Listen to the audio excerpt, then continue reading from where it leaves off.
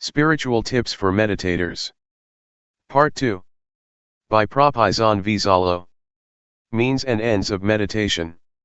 Since I would like you to take this opportunity to listen and learn from Luangpor Teean, I will not take much time. I will just speak a little bit to comply with his request. Later, you can request him to share more or answer your questions. I think what Luangpor Teean said is fundamental to the Buddhist teachings. He stresses mindfulness. It is very important to practice mindfulness, for it is the heart of Buddhist meditation. When speaking about meditation, we have to bear in mind that there are many kinds of meditation, both formal and informal. In fact, meditation is not an exotic method that has to be imported from the East. Meditation is what we have already experienced, what we have already practiced, whether we are aware of it or not. When you see nature, when you look quietly into yourself, when you reflect on your life, that is meditation. When you try to follow your breath with an expectation of calmness, that is meditation. Meditation can be practiced through drawing, painting, or music. So meditation is what we have already experienced to a certain extent. But, to make our meditation beneficial, fruitful, and worthy of our attempts and the time we spend, the shortest way, according to Buddhism, is to cultivate mindfulness. That is, meditation with awareness. Awareness is the means and end of meditation, and nothing else. For some people, meditation is the way to calmness, but for the Buddha, calmness should only be the byproduct of meditation. It is the reward that we gain from our practice.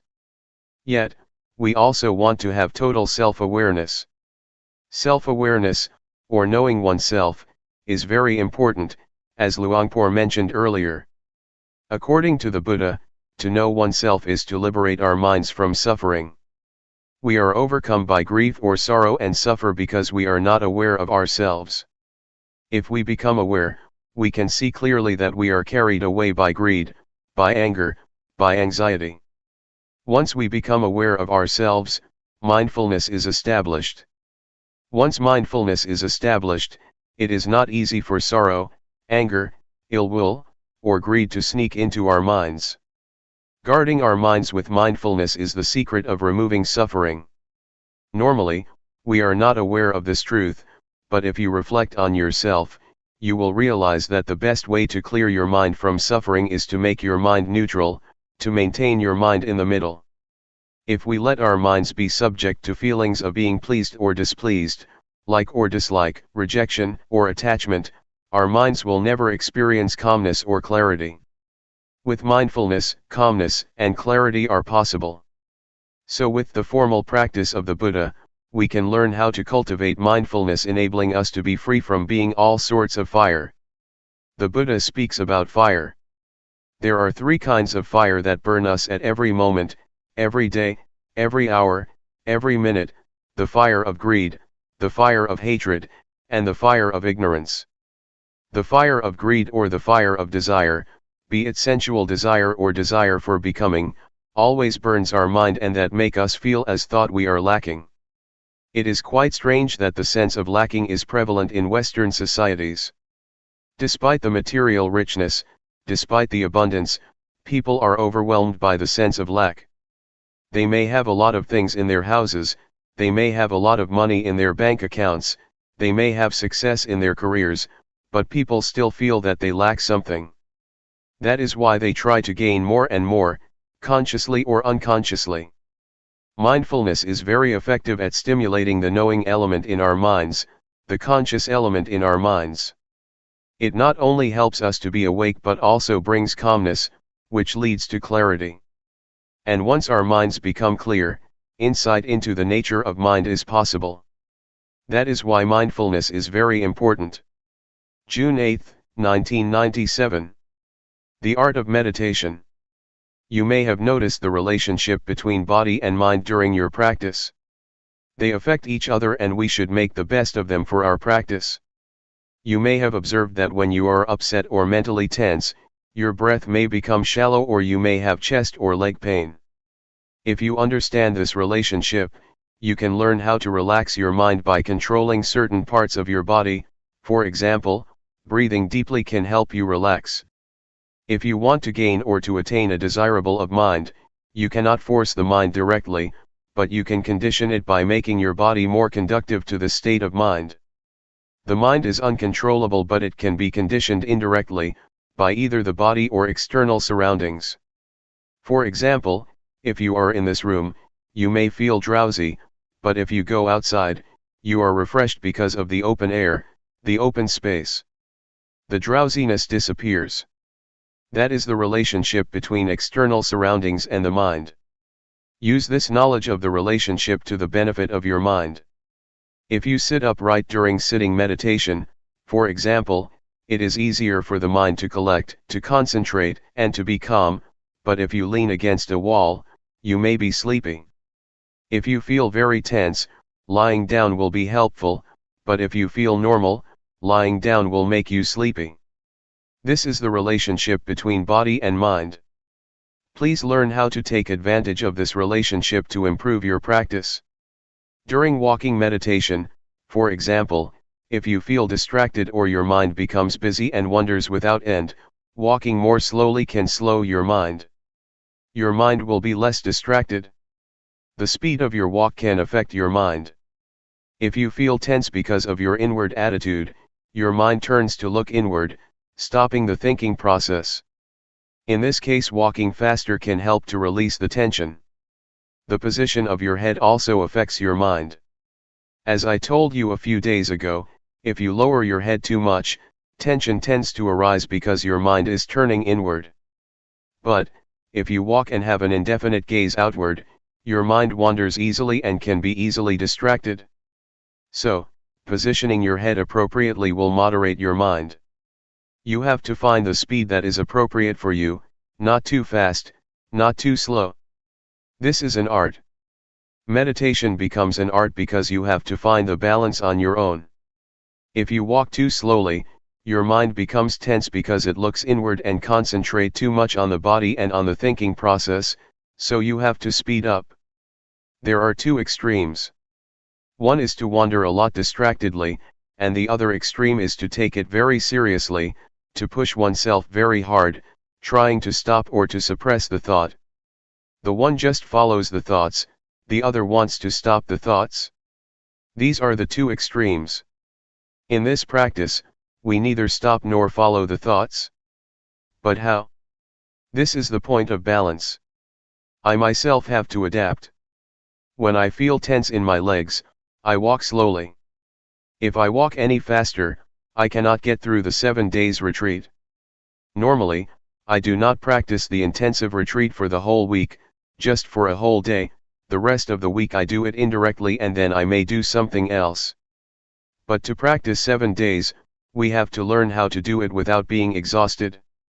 It is like marathon walking. If you push yourself very hard at the first kilometer or on the first day, the rest of the days will be disastrous. You have to know how to save your energy so you can go through the whole retreat or marathon. There is no one standard or formula for everybody. You have to find your own way. If you feel tense, it is better for you to look far to relax. When I first practiced, I looked inward so much during the first 3 weeks that I developed a lot of problems. I could not raise my hands or sleep because I tried to suppress my thoughts. I had to cure myself. To turn my mind outward, I had to look at a specific point, during my walking meditation for almost 3 weeks before I felt better. I think for me to look forward, to look far, is good in that situation, but after that I have never used the method again. Now I just look down on the floor but not too much. Luangpor just said, feel relaxed, and just be aware, but I did not know how to apply his teaching to my situation. I think what Luangpor said about the balance is very important. To be aware is to be on the middle ground between following your thoughts and suppressing them. I like to compare awareness to an egg. If you hold an egg tightly, it will break, but if you do not hold it, it will fall. So, you need to hold the egg firmly but not too tightly. For awareness to be possible, you have to handle gently, as if you are holding an egg. If you force your mind to concentrate, to stop thinking, to achieve something better, or whatever, you are going to crush the egg. But if you feel completely relaxed and do not take it seriously, it is like dropping the egg. So, in this method of practice, just hold your mind gently. It is how to do this that is the problem. Nobody can tell you. You have to know how to gauge and how to adapt your mind. It is like riding a bicycle, you have to hold your body in balance. If you are stiff, holding the handles of the bicycle very tightly, your whole body becomes tense and you will fall. So, bicycle riding is the art of keeping your body as well as your mind in balance. The same goes for meditating. You have to hold your mind in balance, neither too relaxed nor too tense. How to reach this point is the art of the meditator, and this is the problem. When I first practiced, I found it difficult to reach this point because normally we tend to be at one of the extremes, either forcing ourselves or just letting things loose. For the practitioner to arrive this point, one needs to have experience with oneself and learn by oneself. If you arrive this way and know what the middle ground is between the two extremes, you will find it easy to practice without tension. You will be able to work the whole day without a problem. At the same time, you will be able to effectively handle undesirable thoughts. Previously, when we had distracted thoughts or a scattered mind, we responded to in one of two ways, either following it or suppressing it. But if we know the middle way, we will find that just acknowledging our mental condition, just noticing the thought that arises, it will disappear or fade away, without our having to make an attempt to suppress it. In order to reach this point, our attitude is very important. If we want to achieve calmness, to develop mindfulness, or to gain something, we tend to suppress our thoughts. We do not want to be distracted, so we try by all means to stop distractions, thus bringing ourselves lots of problems, mentally and physically. So, just take it easy. Attitude is very important. To take it easy does not mean that you do not make any effort, but rather, practicing the whole day and making lots of attempts. The point is how to make such attempts without having anything to gain. You came here and you must have been motivated by some expectations. But once you start working, once you start raising your hands, you have to ignore whatever brings you here. If you want something during your practice, that means your mind is in the future, not in the present. To practice here is to make our minds present here and now. Mindfulness is the presence of mind. To live your life mindfully means you have to make your mind present in everything you do. When you are watching, your mind is there. When you are walking, your mind is there. When you are taking a bath, your mind is there. That is mindfulness, or the presence of mind. You may wonder how to practice mindfulness while asleep. It depends on how you cultivate mindfulness when you are awake. If you are mindful most of the day, it will take care of itself during your sleep. You will learn that your dreams can be affected by mindfulness. Even consciousness plays a role in your dreams to a certain extent. They are not totally unconscious. They depend on the mindfulness that you have already developed. So, just take care during your waking hours, because it is the period of the day that we can control. It took me about a month to find the middle ground, but I am a bad example. Many people spend about a week to find it. For me, I feel that tension is the indicator of whether I am practicing right or wrong. If I am tense, it means I am practicing the wrong way. After 1 month, I was aware of my thoughts very quickly, which was a surprising experience for me. Sometimes, even now after being a monk for more than 10 years, I practice and I feel tense, which means I am too serious, so I know I have to relax my mind a little bit. I still get tense from time to time, not always at the balanced state, but at least I know how much I have to relax to reach the middle ground. It will be a point you are familiar with. You may get tense, but when you feel relaxed to a certain point, you will know that this is the middle ground for you. You have to find it yourself. Nobody can tell you where it is. There are many indicators for us to be sure whether we have developed enough awareness or not. Sometimes one has a lot of distractions. The mind can become busy, but if you acknowledge the thought very quickly and notice when it occurs, you are aware. Also, to be aware does not mean that you have to be calm. In some situations, the mind is supposed to perform its functions and it is difficult to be calm. As long as you notice that your mind is distracted, it is all right. That is why Luangpor said, do not try to be undistracted, but once you are distracted, you are aware. Once your mind goes out, you are aware. The point is your awareness of your state of mind and knowing it quickly. For a lot of people, meditation time is only the time when they sit cross-legged and close their eyes. Afterwards, they go to work, and cannot think of meditation. Meditation is limited to the room, in the morning and in the evening. But for us, the meditation zone means trying to make the whole day, or a certain period of the day, a time for meditation, even though you do not close your eyes and are still at work. It should start at a portion of the day, and then enlarge its zone. The more you are aware of every moment, the more meditation is a part of your daily life. It does not mean that only the time inside a meditation hall is meditation, and the rest is not. It should start from the meditation room and then enlarge to your whole life. Enlarge the zone in time first and then enlarge it in space as well. Try to integrate meditation into your daily activities. Try to use the movement of your body as meditation objects all the time, and try not to stay still. On the car or the bus, rub your fingers. Try to have some parts of your body moving and use the movement of your body. If you can use your breath as meditation object, you have a refined, sensitive mind. Yes, you can do that, too. Luangpor suggests using the blinking of your eyes or the swallowing of your saliva. Breathing is useful because you do it all the time, especially at night when lying in bed. But while typing, it may be difficult to be aware of your breath, so just be aware of the typing itself as the object of meditation.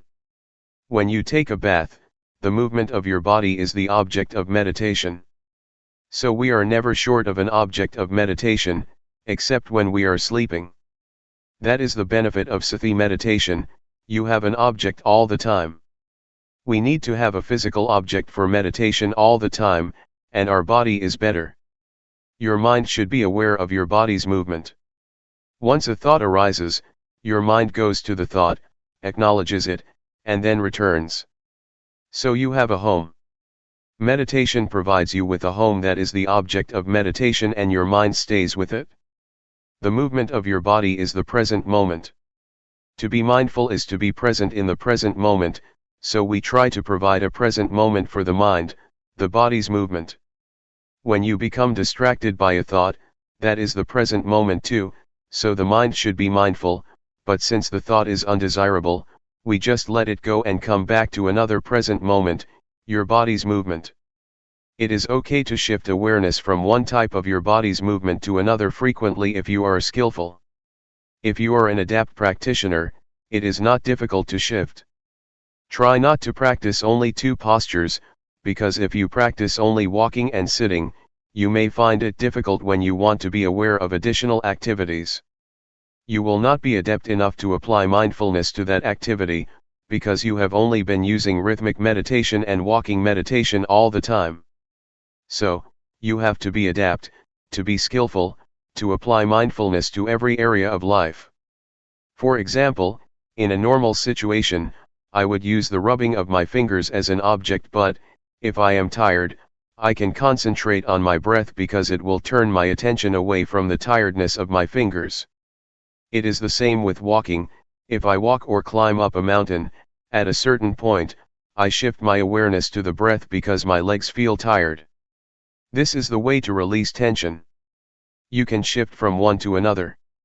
In Thai, we called it a toy or hobby. We change from our routine to a hobby, and then we change back again.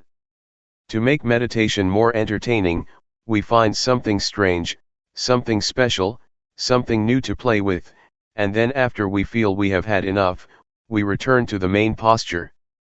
Please try to apply mindfulness to another postures or activities, not only in daily life but in the retreat too. When I practiced with Luangpor Teean, sometimes he asked me to clean the floor. He gave me a broom and asked me to be aware when I was doing that job. He wanted me to not stick to the two main postures. During the first few minutes, I felt disturbed, unable to be mindful of the work, because I had limited my activities to only two postures, and did not know how to apply mindfulness to that work. But later I knew. In Luangpor's retreat, he also likes people to stay with sitting and walking, but he will provide you with some work to do like cleaning the toilet, because he wants us to be skillful in every activity, otherwise you will not be able to apply it to other activities after the retreat. July 9, 1997. The middle ground. As you already know, we are training our mind to reach the middle ground, that is between the outward-oriented mind and the inward-oriented mind. Do not try to turn your mind too much outward or too much inward, to follow your thoughts or to stop them. The middle ground also means trying to avoid being lazy due to being too relaxed, or being strained due to too much tension. It also means that we have to avoid the two extremes of indulging in pleasure and indulging in pain. What does it mean by that, indulging in pain or indulging in pleasure? It means that when you recall a good memory or refreshing images you get high, and when you recall unpleasant feelings in the past, a bad memory, you get low. If you are moved like that, that means you are already indulging in pleasure or pain. If you are stuck in the pleasant feeling, that means you are indulging in pleasure, which is one extreme. If you get low or become angry, because of your thoughts about somebody that you have bad experiences with, you become dragged down by such thoughts or memories, or if you feel upset because of dissatisfaction with your practice, means that you are indulging in pain.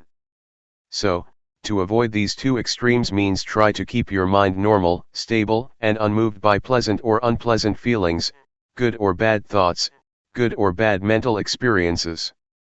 So, you see that the term middle ground means balanced. It has a broad meaning.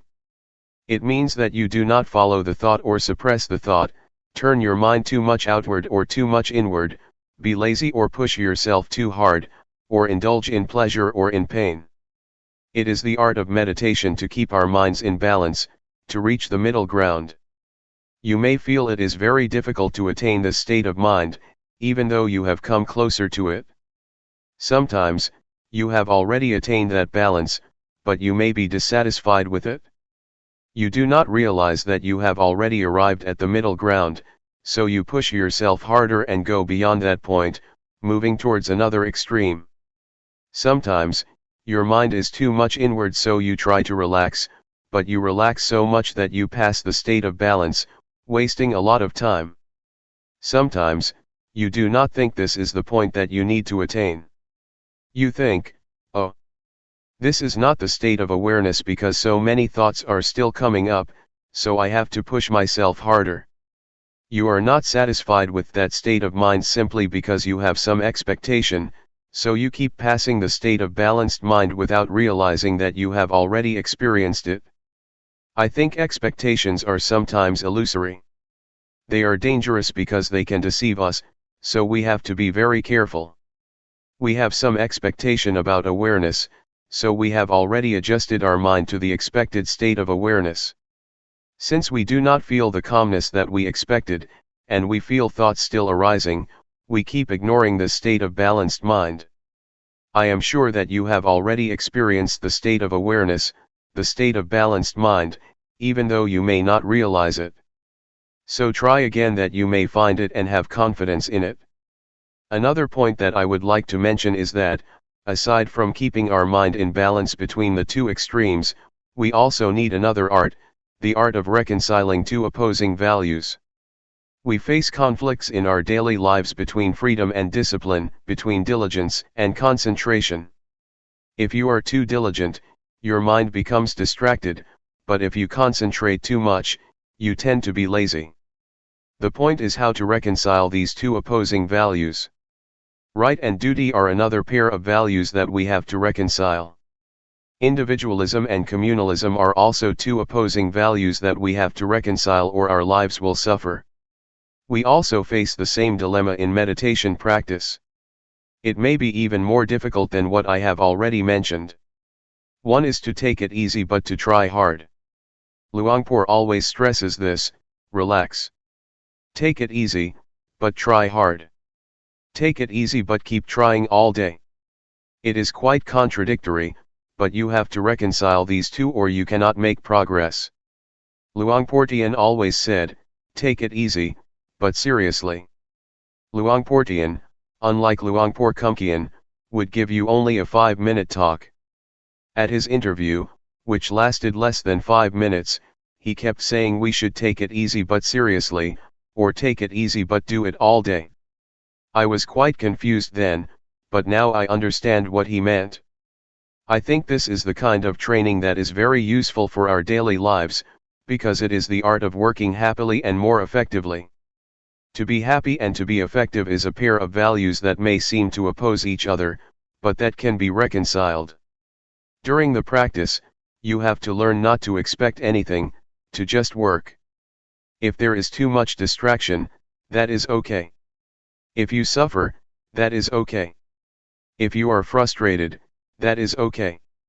You have to learn this attitude, because if you want to gain something, to attain calmness, to be aware of your thoughts as quickly as possible, you will be inclined to keep turning your mind inward, trying to suppress your thoughts.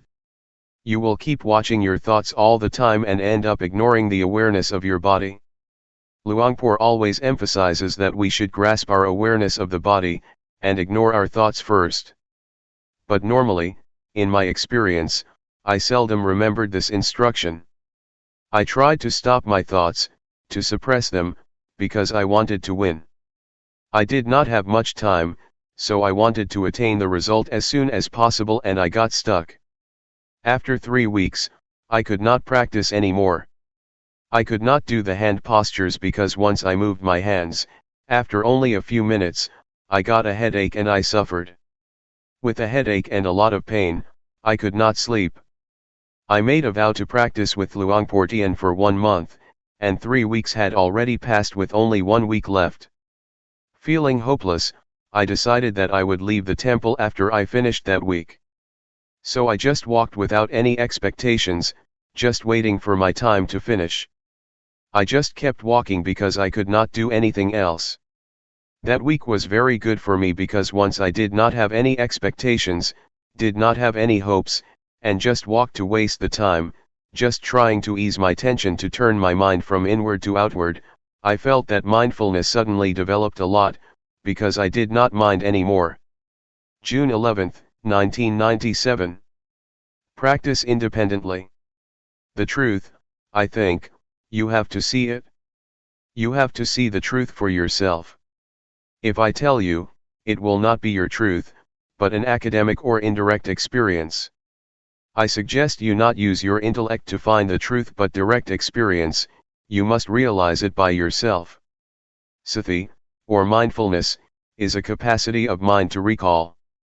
When you walk in meditation, you think about your work next month, the body walks but the mind goes somewhere else. Then, you recall that you are supposed to be mindful while walking.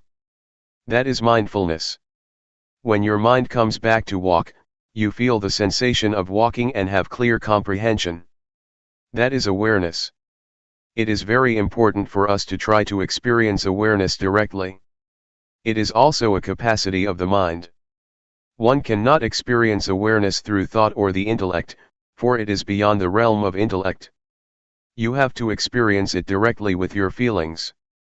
We use a lot of thought, a lot of intellect, but rarely the faculty of feelings or awareness. When you want to touch something, you have to touch it with the hand, not the glove. Intellectualizing awareness is like touching something through gloves, it is not awareness, not a direct touching with your mind. I would like to recommend you to practice independently. Independent of what? First, be independent of time. When you walk or practice, do not worry about the time. Some practitioners set the time, saying they will walk or sit for 1 hour. Then they set the clock in front of them. This will make hell out of their practice because they are concerned about the time, whether they have completed the hour or not. Even with 30 minutes left, they still worry. They are anxious about when they will reach the hour. Do not worry about the time or the clock, practice without any references, allowing your mind to get in touch with mindfulness or awareness. Sometimes you are also concerned about other people. Why does this person walk so quickly? Why does she walk so slowly? If you keep asking and comparing yourself with other people, you will not be sure whether it is good for you to walk slowly or quickly. That is why you should practice independently, unconcerned with other people. You have to find your own way, the suitable speed or suitable pace for yourself. Everybody has his or her own way of practice. Please ignore what the other people do, just be concerned with yourself. Another thing that may cause you anxiety is the notion of awareness, or the concept of mindfulness. You have some idea about awareness or mindfulness. When your experience does not fit with that notion or idea, you feel unhappy, you feel uncertain, you feel unsure about the practice. Please forget whatever notions you may have about mindfulness or awareness, even words by the master, or the teachers. The master said that awareness is like this, and mindfulness is like that. You become attached to these words. When your experience does not fit with these words or ideas, you feel unhappy. When I first practiced, I was confused. Somebody said you have to be aware like this, but the other master said you have to be aware like that. I was bewildered. Which one is the real awareness? It is difficult to explain what awareness is like. You cannot convey awareness by words, but have to know it from your experiences. This is true even of color. When you see this robe, you know exactly what color it is, but to express it out loud people use different words. Somebody says this is yellow, but others claim it is orange. Different people use different expressions even for the same thing. Please ignore these references. The fourth thing to be independent of is the previous results that you may have obtained. Yesterday, you experienced calmness, you achieved wonderful practice, and then you want your practice right now to be the same. That is another kind of reference that you should avoid. If you have such references or if you are concerned with past results, you may be unhappy. They will never fit with one another. Ignore the results of the past and start again at the present moment. Practice independently, independent of previous results.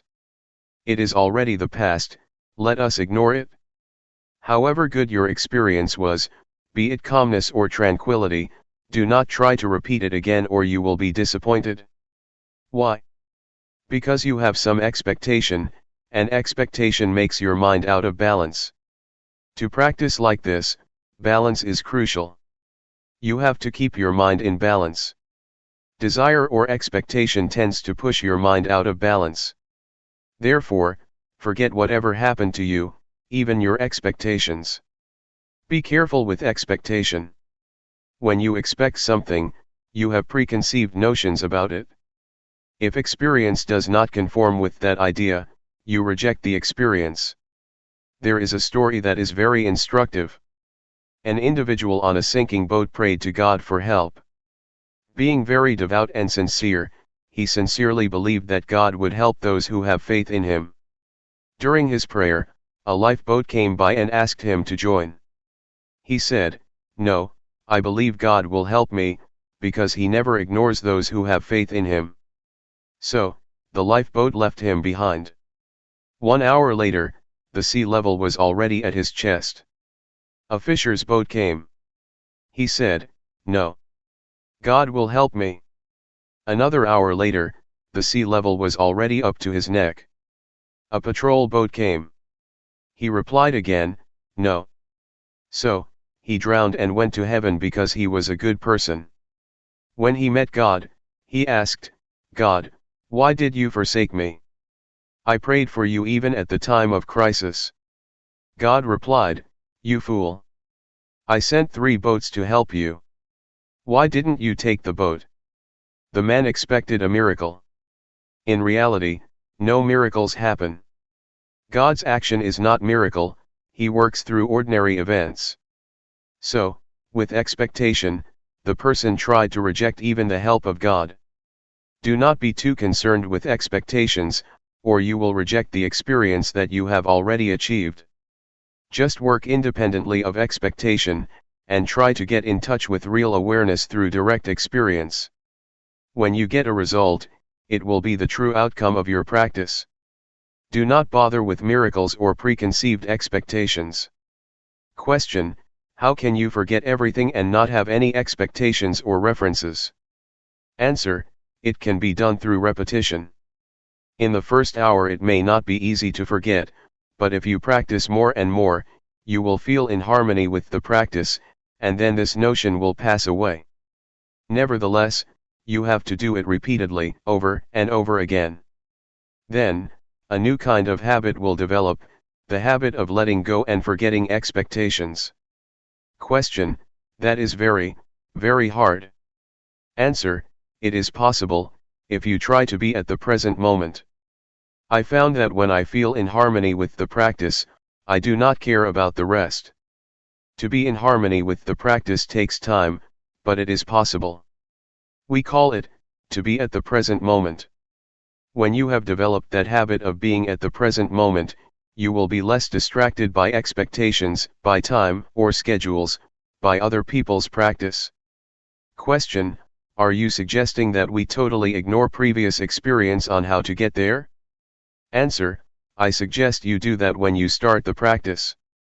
However, when you finish, you may review and think about which one is the way.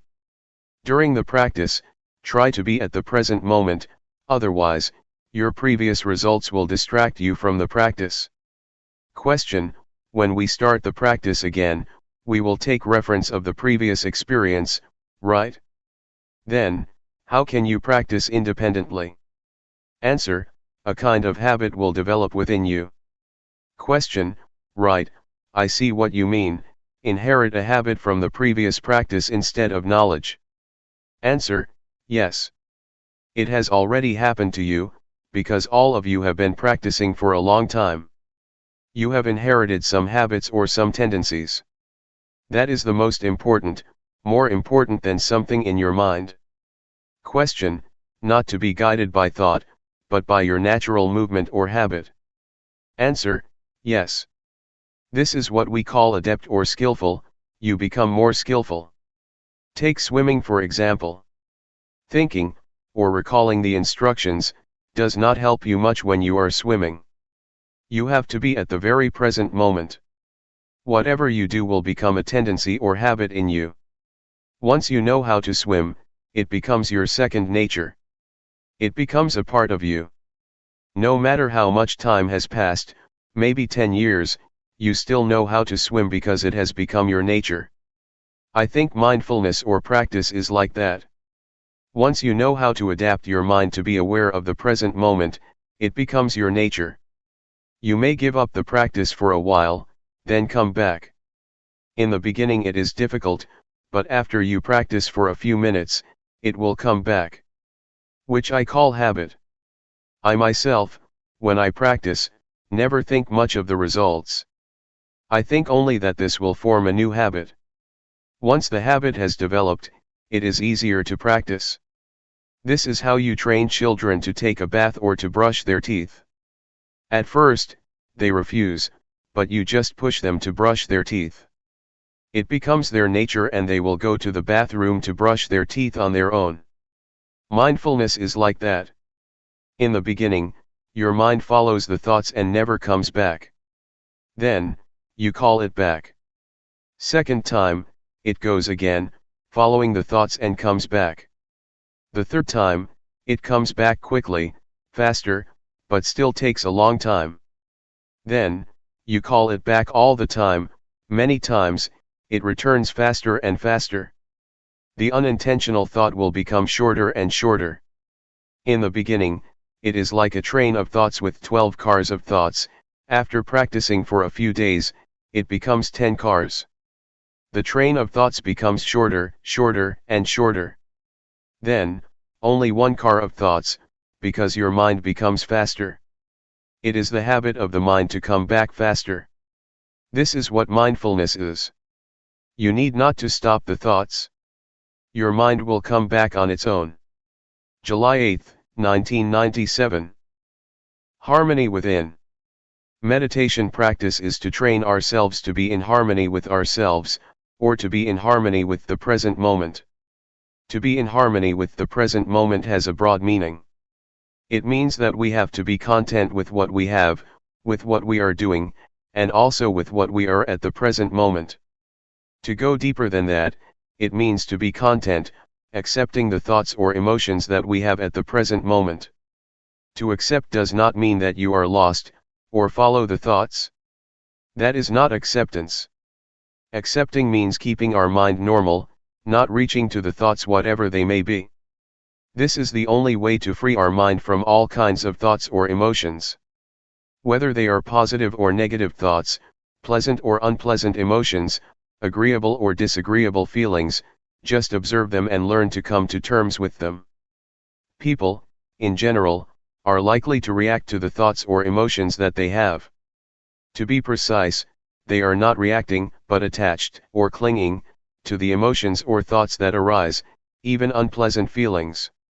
It may sound strange, but we do cling to unpleasant feelings or emotions. You may have noticed that when we experience anger, we never try to let it go. We keep recalling the incident that causes us anger, and keep reminding ourselves about the behavior of that person that upset us. We cling to that negative emotion or experience and never try to let go of it. We may want to, but we never try. We just cling to it, grasping the anger, the anxiety, or whatever. Thus we cannot sleep at night, because we keep thinking about this and that despite the fact that they are unpleasant feelings, emotions, events, or experiences. That is why I say we cling to it. We do not accept it the way it is, but cling to it. That is what the Buddha called indulging in pain or indulging in suffering. In the first sermon of the Buddha, he mentioned two extremes, indulging in pain and indulging in pleasure. Buddha advised us to avoid these two extremes. To indulge in pain does not mean that we torture ourselves as the Buddha did, when he tried to attain enlightenment through ascetic behavior. He refused food and slept on nails. That is indulging in pain, but all of us never do that. Still, we indulge in another kind of pain, mental pain. When anger arises, we are lost in anger. When anxiety arises, we are caught up in anxiety. We grasp it, grasping anger, clinging to anxiety. This is indulging in pain. We have already fallen into the extremes that the Buddha suggests we avoid. The same applies to indulging in pleasure. Normally, people think that to indulge in pleasure means indulging in sensual pleasure, like a playboy, to have new spouses, to enjoy themselves in the casinos, theaters, nightclubs, etc. Yet, you have already experienced indulging in pleasure mentally. When pleasant feelings arise in your mind, you cling to them and enjoy them, do you not? We are always caught up in the agreeable emotions and feel content with them. This is indulging in pleasure, another extreme that the Buddha instructed us to avoid. You may have realized that you have already indulged in those extremes during your practice. That is not the middle way that the Buddha suggests we traverse. The middle way, in this sense, means not losing yourself in either painful or pleasant experience, be it calmness, happiness, suffering, anger, or anxiety. Do not become lost in those feelings or emotions. Just accept them as they are. When pleasant feelings or good thoughts arise in your mind, you tend to follow it, do you not? When you encounter unpleasant feelings, you want to suppress them, do you not? But that is not an act of acceptance. To accept means to observe, to see, to recognize, and to let go of it. This is the only way to be free from all kinds of feelings or thoughts. I would like to urge you to learn how to come to terms with all kinds of thoughts and emotions that arise. You will find that once you accept them, once you observe them, they will gradually pass away. This is the best way to let go of them, the best way to liberate ourselves from them, the best way to get rid of them. Not to stop them, but to observe them, and they will gradually be dissolved. This is the middle way that the Buddha suggests, to indulge neither in pain nor in pleasure. Not only in the physical or sensual aspects, but also in the more delicate mental aspect. This is the aspect or level that people always fall into, without realizing that it is not the middle way the Buddha suggests. Is it clear to you? Just to elaborate what Luangpor said, to see, but not to identify with it. If you identify with it, you have already indulged in both pleasure and pain. Just see it as it really is, do not be overjoyed or upset by pleasant or unpleasant feelings. This will keep our minds stable. That is what we call accepting the way we are in the present moment, and being in harmony with the present moment. That's all for this morning. Thoughts always trick you or make a fool of you. They need your attention, as a child always asks for his mother's attention. They are very clever and have many tricks to fool you, to draw your attention. Persuading you, the thought says, come. Come talk with me. Come join me. Come interact with me.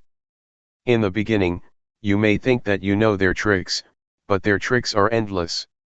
When I practice, I say to the thoughts, no, I will not interact with you. Whatever thoughts arise, I will turn my back on you. Yet, they have many new tricks to make a fool of me. Sometimes they ask, hey, why don't we think about the Dhamma? Investigating Dhamma is good, isn't it? So I jump into the thoughts, and later realize, oh, I fell into your trap again. That's all right. You should try to have strong will. Sometimes you have very beautiful and excellent ideas. You may think about the glorious past, a beautiful moment in the past, or somebody whom you would like to talk with. The thoughts will try to persuade you to interact with them, but you should have strong determination to resist their temptation. In the beginning, it may be difficult. With the support from mindfulness, with the strength of mindfulness, you will feel it increasingly easier to ignore the call or temptation of the thoughts. Later, you will find that it becomes your natural response because, after a period of practice, the temptations of the thoughts become less enticing and less powerful. Why do they become less powerful? Because the thoughts become shorter and shorter. In the beginning the thoughts are long, like a train of thoughts. Gradually, the thoughts become shorter, shorter and shorter. The shorter a thought is, the less powerful it is. That is why you will find it increasingly easier to turn your back on them, and accept them the way they are. Once a thought arises, do not bother with it.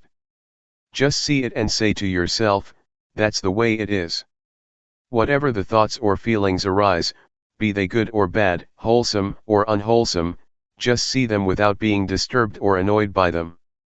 Yet, in the beginning, you may feel upset with yourself, because you never realized that bad thoughts or evil ideas could arise in you.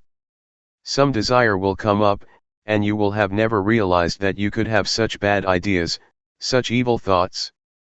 But, it will arise. If you are mindful enough, you will accept it. That's the way it is. Gradually the equanimity arises. So I suggest you maintain the attitude of acceptance.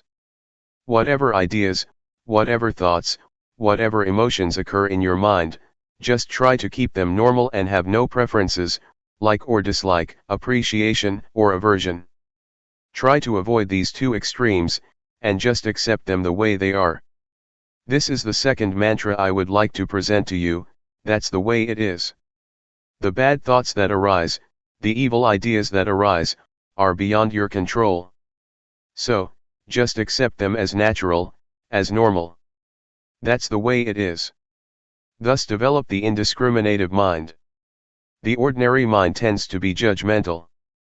It always judges, this is good, that is bad, this idea is good, that idea is bad, I like this idea, I do not like that idea, I am content with these emotions, I am not content with those emotions.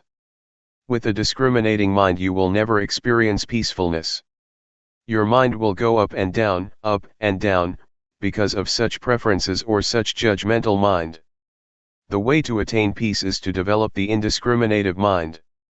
Have no preferences or judgment, and see everything as it really is. Accept it as the natural process that occurs to your mind. They are just visitors, coming and going. No matter how good or bad the idea is, any kind of idea, just let it come and go, appear and disappear. Do not be bothered with it. Just see it, take note of it, and then come back, returning your attention to the body's movement. In brief, try to resist the temptations of the thoughts. They need your attention because that's the only way they can sustain themselves. Unless you give them your attention, they cannot survive. They can exist only with your support. If you do not pay attention to them, they will just pass away. This is the best way to handle the emotions. Do not suppress them, stop thinking, nor force your mind to drop these thoughts. Just say to yourself, when the thoughts arise, that's the way it is. July 9, 1997. Calmness and insight. There are two words that Luangpor always mentions, mindfulness and awareness. Both are like twins. They are interchangeable, help each other, and always come together. Mindfulness is that which recalls. For example, you are moving your hands, but you forget that you are doing it because your mind is distracted. Then, you remember that you should be attentive to your hand movement. That capacity to recall is mindfulness. Mindfulness recalls and brings your mind back to the action of your hands. When your mind is attentive to your hands, or to any activity, you become aware of your body, aware of yourself. This is awareness. Once you are aware of any activity, you know what should be done as far as that activity is concerned. This is clear comprehension, another function of awareness. When you are aware of an object and attentive to it, your mind becomes increasingly collected and composed, thus enhancing concentration. Awareness also gives rise to and strengthens mindfulness. Sometimes, while you are supposed to be aware of your body's movement, your mind becomes distracted. Awareness of your body's movement sometimes helps your mind to recall that you must be mindful of your body, and that's why it can help to bring your mind back. It awakens mindfulness, bringing back the mind. For example, when you are listening to someone's speech, you rub your fingers. You may be distracted by the environment, by your worries or your concerns about something else. Suddenly, you feel the sensation of your fingers, and the sensation helps you to remember that you should be listening to the talk. So, mindfulness becomes function and brings your mind back to the talk, to be attentive to it. This is how awareness helps mindfulness to function, or take place. Mindfulness, awareness, and concentration are closely related. Mindfulness gives rise to awareness, awareness gives rise to concentration, and vice versa. They help each other, enhancing each other.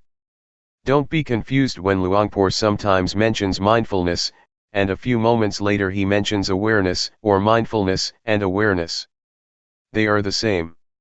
Technically they are not the same, but in practice they work very closely together. Briefly speaking, mindfulness brings the mind back to the activity or meditation object. Once your mind is with the object, you have awareness, you know and you see clearly. With the functions of mindfulness and awareness as I mentioned, two things will occur. The first is calmness. It arises because you are not distracted by thoughts or by external stimulation. Your mind does not wander around because your mind is attentive to, or tied to, the meditation object. Thoughts may arise in your mind, but they are short and do not disturb you much. You may feel hot, you may feel cold, but it does not give rise to anger or upset you, because mindfulness brings you out of the anger or negative qualities, and back to the object of meditation.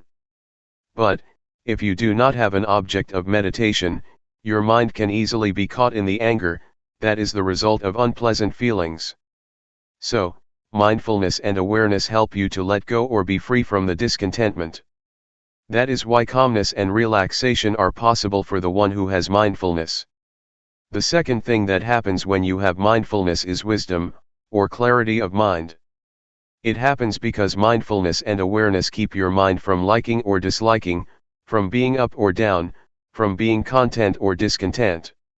They keep your mind stable and without bias. If you have preferences, if you are discriminative and like or dislike, you have bias and you cannot see things clearly as they really are. This will not be the case if you have mindfulness. For example, when anger arises, you will not be caught up in it, you will distance yourself from it and see the anger. You do not reject anger, but just see it. You can see how it exists and how it passes away. But, if you get into the anger, you cannot see, and you cannot know the anger. Just as when you are in this hall, you cannot see what this hall looks like, unless you go outside, only then can you see what the Kuan Yin Hall looks like. You have to be outside so that you can see clearly what or where it is. How can you be outside the anger if you do not have mindfulness? Mindfulness helps you to be outside the thought and see it as really is. That is why Luangpor always emphasizes that, you have to see. You should know. You should not be lost in any kind of thoughts, be they good or bad, of pleasure or pain, so that you can see and know. Truth will reveal itself.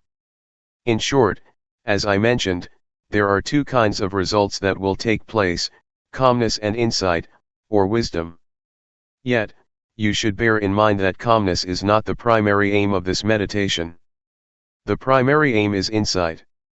If you take calmness as the primary objective, it is easy for you to become lost in calmness, and then you cannot even see what it is. Just recognize that calmness is like this, when it manifests itself, and do not be overjoyed with it. Just see that that's the way it is, and then try to maintain your mind to see, to be clear, keep knowing, keep observing. That's all. This is just to make a brief distinction between mindfulness and awareness, and to highlight their main functions as well as how they work together. Practically, they have more functions than what I have just mentioned. July 10, 1997. The point of balance. As you may be aware, Luangpor tries to suggest that you not watch your mind or watch your body closely. There are some justifications for that. In our daily life we tend to do a few things at the same time. You should allow your mind to be aware of your whole body rather than only a particular part of it. Otherwise, you may make mistakes in your activities. For example, when I began my practice, one day, I finished my lunch and had to throw the leftovers into the waste basket. Since I did not know how to practice properly, I forced my mind to concentrate only on my feet, while I was walking to the waste basket. When I arrived at the basket, I threw the leftovers into the basket, and forgot that not only the leftovers but the fork and spoon were also thrown away. Why? Because I concentrated too much on my feet. I did not allow my mind to be aware of my whole body, to be aware of the act of holding the plate with the leftovers and the fork and spoon. If you force your mind to concentrate only on one part of your body, you limit your awareness to that part and forget the rest. There is another story of a practitioner, who wanted to concentrate on every act of her movement in detail. Before she went to the office she had to get dressed. She concentrated on her act of dressing very consciously and very intensely. When she took the shirt, she concentrated on it. While wearing the shirt, she also concentrated on every movement of the wearing. The same applied to putting on her trousers, her socks, and her shoes. When she went to work, it took more than an hour for her to realize that she forgot to zip her trousers. It's okay if you walk with too much concentration in a walking meditation, it's not much of a problem because you only have one act. Yet in reality, you have many acts at the same time. You walk and you hold something in your hands. When you drive a car, you have to look at the road, and control the steering and the speed with your hands and legs. These require your total awareness. Focusing your mind on only one particular part of your body will cause problems. I have spoken only of the physical aspect or the aspect of the body activities so far. This principle also applies to the mental aspect. If you force your mind to watch your mind closely, you tend to block your thoughts. When there is no thought, you do not learn how to let go of it. You should allow thoughts to arise, so that you learn how to let go of the thoughts or emotions. If you block your mind, the thoughts cannot arise, and then you do not know how to let go of them when they do arise. It is important for you to keep your mind in balance, to not watch or concentrate too closely, nor to let it loose to all distractions. This will enable your mind to be aware of the mind, to be aware of the body, not only of your hands, but the whole of your body and also its surroundings. This is what we should do when we cross the road, especially the road in this country. You have to be aware of the act of walking, and also of the mind. Am I absent-minded? If you are absent-minded while crossing the road, it is very dangerous. You also need to be aware of your surrounding of the car that is coming. So, you have to be aware of three aspects: body, mind, and your surroundings. One can achieve this only if he keeps his mind in the point of balance, neither watching too closely the mind, nor concentrating merely on the body. For the beginners, do not be confused with what I said. Be aware of your body first. Do not pay much attention to the mind or to the thoughts because you have to go step by step. You may be aware of your surrounding at the same time, of the noise or whatever, just be aware with mindfulness. Do not be disturbed by the noise or by visitors that come to talk to you. Just see them as they really are, accept them as that's the way it is. That's all. This is what Luangpor Teean instructed Luangpor Teean 30 years ago. Because Luangpor Teean, at that time, was very good at concentrating his mind on the breath only, and would cut himself off from his surroundings or any kind of thoughts, because he watched closely only the mind. Once, when he was practicing in a closed room with closed windows and a closed door, Luangpor Teean came to interview him. Luangpor Teean did not go into the room but, standing outside the hut, asked, "What are you doing?" Luangpor Teean said, "I am practicing meditation." So Luangpor Teean asked, "Can you see me?" Luangpor Teean replied, "No, I cannot see you." Luangpor Teean then asked, "What does it take for you to see me?" Luangpor Teean replied, "I have to open the door first." So Luangpor Teean asked him to open the door. At once, he opened the door. Standing at the threshold, Luangpor Teean asked, "Now, do you see me?" Luangpor Teean replied, "Yes, now I see you." "Can you see inside the room?" Luangpor Teean replied, "Yes, I can see inside." "So, now you see both outside and inside, do you not?" Luangpor Teean said, "Yes, I can see both." Luangpor Teean said, "You should practice like this, do not focus your mind only on the inside. In other words, do not turn inward, but be aware of both the outward and the inward, that is the point of balance."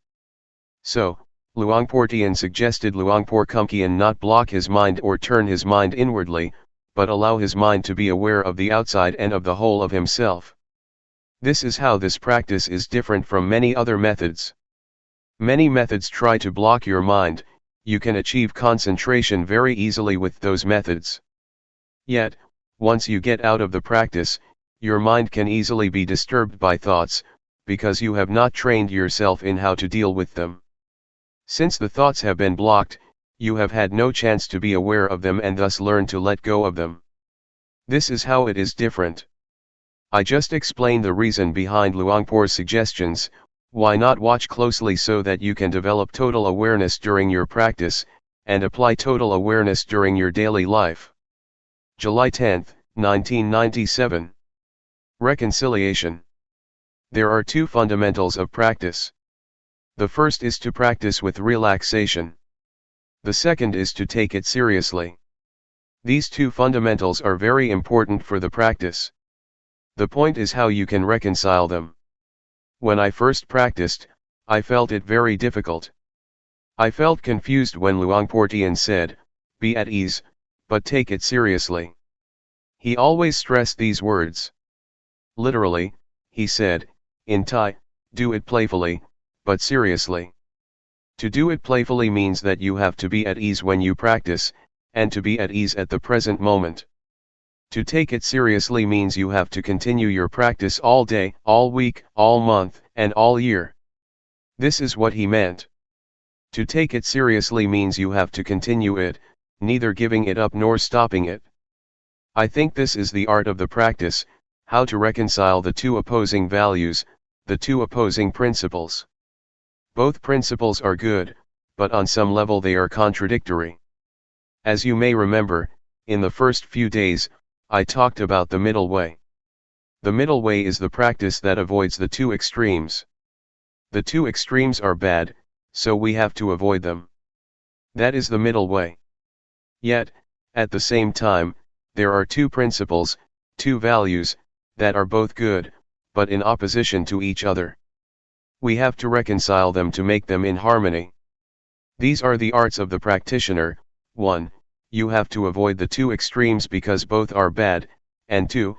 You have to harmonize the two values. These two arts are different. Sometimes people are confused, they think the middle way is to mix good and bad, and then divide it in two. That is not the middle way. The middle way is to avoid the two extremes and, at the same time, reconcile the two values, the two principles. In Buddhism, you will find that this art is very necessary. You have to reconcile faith and wisdom. Those who have too much faith always lack wisdom, those who have wisdom always lack faith, because they always criticize, always doubt, always feel uncertain. So the Buddha taught us to reconcile these two principles, do not miss any of them, but combine them in harmony. The same applies to diligence or earnestness and calmness. If you are too diligent, you tend to lack calmness or concentration, but if you develop too much concentration, you tend to be indolent. Again, you have to combine, or reconcile, concentration and diligence. Now, let us go back to what Luangpor Teean always mentioned, to practice relaxed, but seriously. It means that when you practice you should feel that you are taking a rest. When you walk, it is not much different from a morning walk or evening walk, in the sense that you do not expect much from such a walk. When you have a morning walk you do not expect much from the walk, do you? That is the attitude that we should apply to the practice. When you take something lightly, you do not worry about it, which enables you to feel joy and be relaxed in doing that work. Since you are not worried with the outcome, your mind can easily get into the balance, since you are not worried about the outcome, and also have joy in doing the work, you can do it continually. You are not frightened with the work or become turned off by it. When children play, they can play all day and all night without being tired, because they feel joy and do not expect much from their play. Yet, if you ask them to do their homework, you turn them off because there are a lot of expectations from the teachers, from themselves and from their parents. There are standards against which the outcome has to be compared, and this always frightens, or turns off, people. That's why I asked you not to set any standards, any goals, or have any expectations. Do not set the goal that you will not be distracted in the next 10 minutes. You cannot do that, just be concerned with the present moment. If you are worried about the outcome, your mind is already in the future, the outcome is in the realm of the future. If you are concerned only with the cause, the practice, you are already in the present, the cause is what you have to make, and you can only make it in the present moment. If you can have this approach to the walking meditation, or to any kind of meditation, you will find that this approach or attitude is very helpful to your daily life. In daily life, we always have problems with our work, we are very tense and frustrated because we worry so much about the future, the outcome, or the reaction or response of people. Sometimes we are worried because we want ourselves to reach a goal as soon as possible. When we drive a car, we may feel unhappy because we want our car to reach the destination as early as possible. If you have such thoughts, you cannot drive the car relaxed or with happiness, especially when you are late. You feel upset and frustrated. The desire to reach the destination as soon as possible becomes like a fire that burns your mind. Remind yourself to pay attention to the present moment. It does not help at all if I am worried about being late, because it does not make me reach the destination faster or sooner than if I am not worried. The worry itself does not help, it does not change the situation. What you should be concerned about is trying to driving the car properly and as best as you can, because this is the only way that you can arrive at the destination without delay.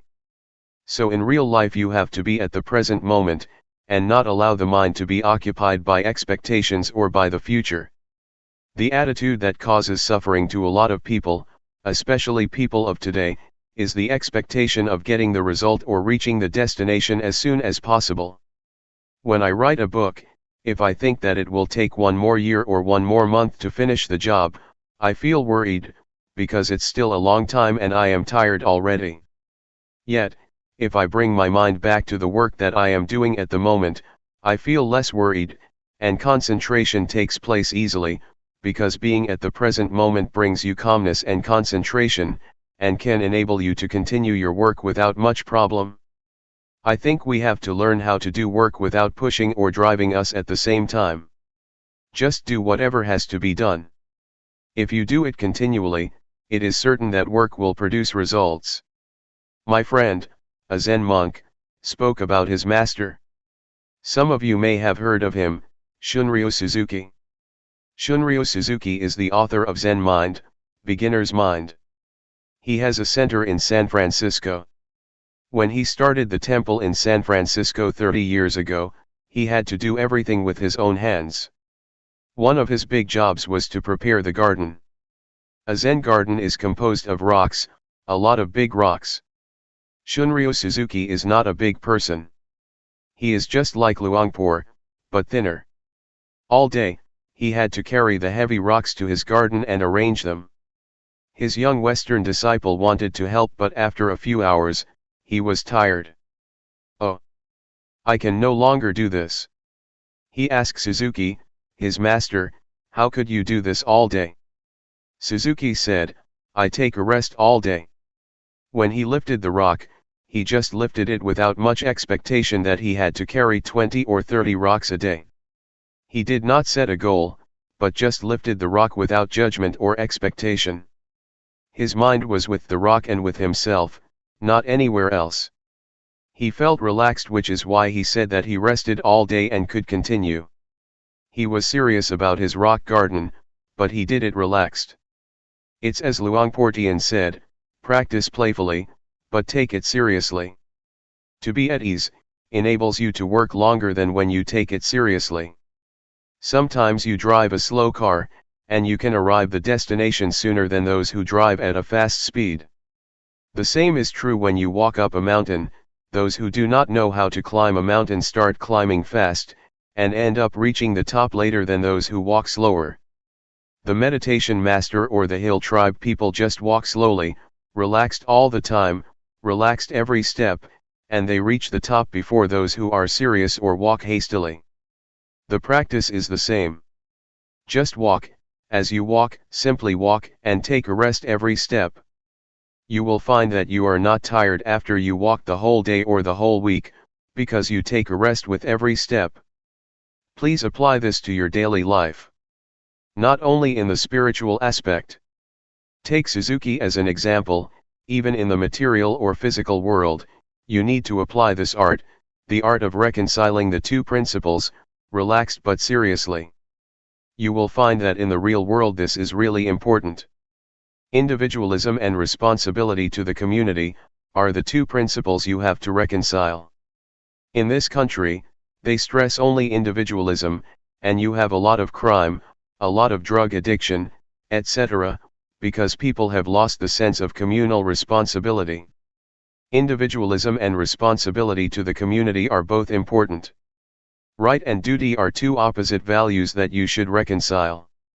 The pursuit of happiness and virtues are both values. You cannot discard either of them. If you pursue happiness while ignoring virtues, you create problems for other people. If you are attached too much to virtues, you have no happiness because you are always afraid that you will offend other people, and you make yourself tense. Freedom and order are another example. Freedom is good, but order is good too. Yet, if you stress freedom, no order can take place. If you are too much concerned with order or discipline, freedom might be affected. So you have to reconcile these opposing values. This can be done if you learn this art from the practice. I myself have learned a lot from the practice. Because this art is very crucial for the practice, if you cannot learn it, it will be very difficult to achieve the practice.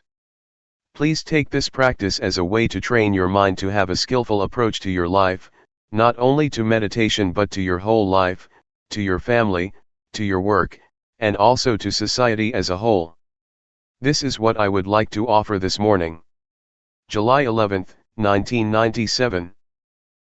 Dealing with expectations. Let me elaborate on expectations' relationship to the practice, just to clarify this morning's talk. When I said that we should not have expectations during the practice, I did not mean that we should suppress or try to stop our expectation. This cannot be done because we come here with expectation, and expectation is inherent in our practice.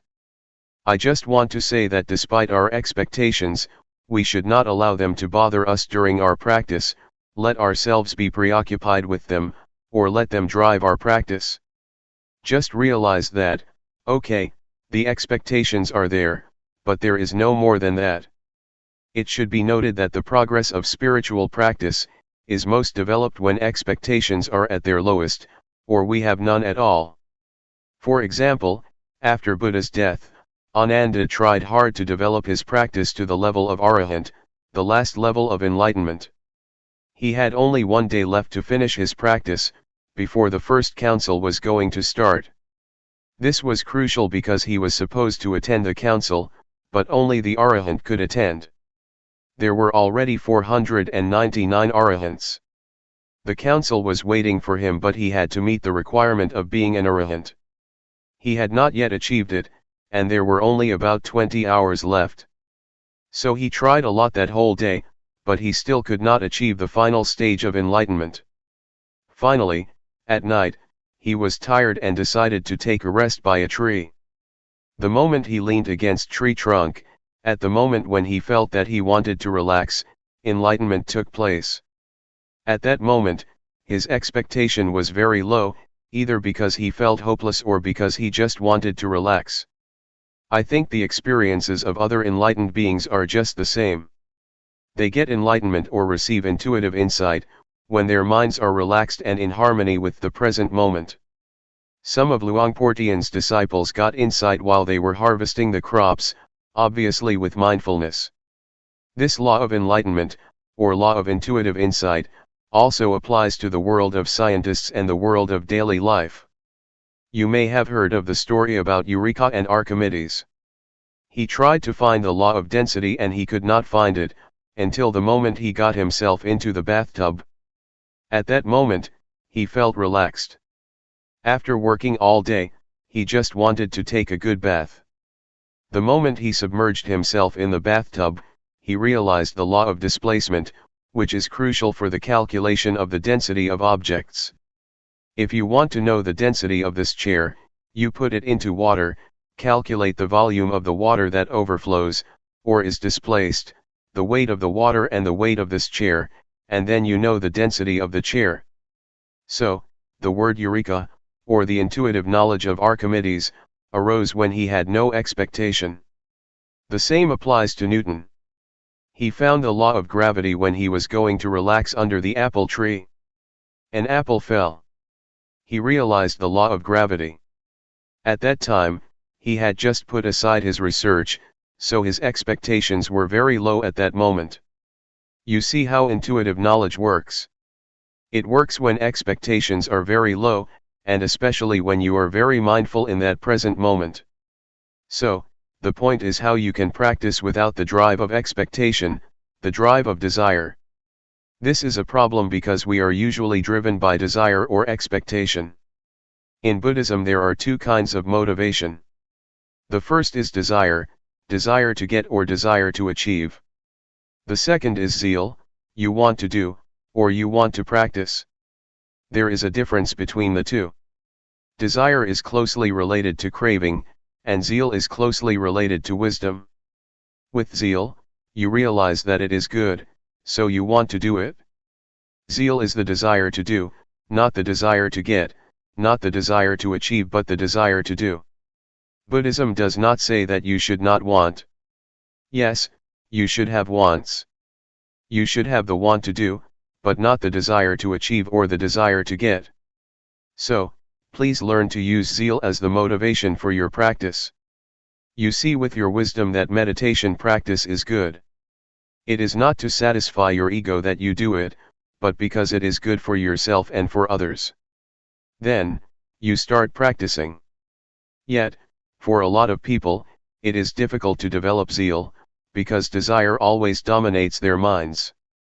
That is okay. We have to accept the way it is. We have to accept that we have desires and expectations. But again, once we start walking, once we start moving our hands, it is time to turn our attention to our body's movements, and leave our expectations and desires behind. Submerge yourself in the present moment, in the act of walking, in the act of moving. When you get the results of the practice, you will have confidence in the practice, and you will see for yourself, oh, this practice is good. You develop zeal because you have seen for yourself the results of the practice. This is how zeal is developed. You see it yourself, with your mind, oh, this is good. So you develop the inclination to practice, and this time you practice without the drive of expectation. You enjoy doing it, so you just do it. Enjoyment is the result of your zeal. If you enjoy something, you do it. You do not mind what will happen. I like it. I enjoy it. So, I do it. There is no more than that. Find out how you can enjoy the practice. The more you enjoy it, the more you will practice it relaxed and at ease, and the more you will get results. The more you get results, the more you become confident, and then you will just do it. We do not need the drive of expectation or the drive of desire. I think this is the motivation that people lack. We are taught that only desire can drive people to do things. Actually, there is another motivation that can get us to work. Zeal as a Buddhist motivation is very important, not only in meditation but in any kind of work. This is what I would like to offer you for reflection. In summary, how should we deal with expectations? First, accept them for what they are. Accept that expectations exist in our minds, but do not let them bother our practice, or pay much attention to them. Just be at the present moment with the work you are going to do, and do not allow yourself to be driven by expectations. Try to develop the other kind of motivation, zeal. With the right motivation, you will find that results arise not in the future, but at the present moment. Normally, people just wait for the future, wait for the results to come. If you have a positive approach, a positive mind, you will see results, and the outcome always comes at the present moment. Please be sensitive to the immediate results, that always take place but that we always ignore. As Luangpor always says, once you move your hands, you already get the outcome, the awareness. You need not wait for the future. It has already arisen, but you have to be aware of that. That's why we can be happy at the present moment, because we get results at the present moment. We do not need to wait for the future. It is too risky to wait for the future is uncertain. But, the immediate result is guaranteed by our practice. That's all for this afternoon. July 11, 1997. Unreliable thoughts. I am sure that you all have a lot of experience with thoughts and emotions. Some of you may be able to see the thoughts themselves. You may realize that these thoughts, emotions, and feelings are quite unstable, which is why they are uncontrollable and unreliable. But, despite their instability, thoughts and emotions have a lot of power to tempt us, because they need our attention to sustain themselves. Without our attention, thoughts and emotions just fade away. They need your attention, it is the only requirement for their survival. You know, it is as if thought has a life of its own, despite its instability. It is like a virus that tries to manipulate your cells, drawing support from you. If you are not aware of such nature of thoughts and emotions, you can be easily tempted by them, deceived by them. They try to lure you, saying, "Hey, I am you." My thoughts call me, saying, "I am Paisan, I am yours, so you should take care of me." Sometimes I am tempted to take them to be my belongings, because they are very smart thoughts, very intelligent thoughts. I would like to grasp them, but you have to be careful, not to rush and grab them. Do not believe them so quickly because they are unreliable, especially the unintentional ones. We cannot even believe the good thoughts, for they can play tricks on us too, if we are not mindful enough. There is a story about a person who enjoyed drinking, and tried to give it up but failed. Every time he passed the bar on his way home, he could not resist his desire, the temptation, to go inside and have a drink. He tried to resist many times but failed. One day, he was determined that he would not fail himself any more, so he prayed to the Buddha, to the Dhamma, to the Sangha, and to all the other deities, after he finished his job in the office. He felt quite strong after he had asked for help from everyone to increase his willpower. When he approached the bar, the temptation arose, but he tried to deny it. No, this time no. But on his first step in front of the bar, a thought arose, "Hey, why don't I have a last drink?" "No, no, no. I can't," he said to himself. On the second step, "Hey, okay, not a full cup, only half a cup." "No," he said, and he proceeded. The bar was not very big, but those few moments seemed to last a very long time. Then, another thought came up, "Okay, 1/4. "Better not," said a voice in his mind. Suddenly, his friend in the bar called, "Hey, come come." Again, he refused. But then he thought, "Hey, it will break the friendship if I refuse his offer." But, he was still determined not to drink. Thoughts of every rationale you can imagine flashed through his mind. Nevertheless, he finally passed the store. "I've done it. I am the winner." He was suffused with a sense of victory. Suddenly, a thought came up, "Hey, let's celebrate the victory." He then turned back to the bar. Thoughts can trick us. They are very rational, and can turn even victory into disaster. We should not believe them but try to see them, so we do not fall into their trap. So, mindfulness is very important even in daily life.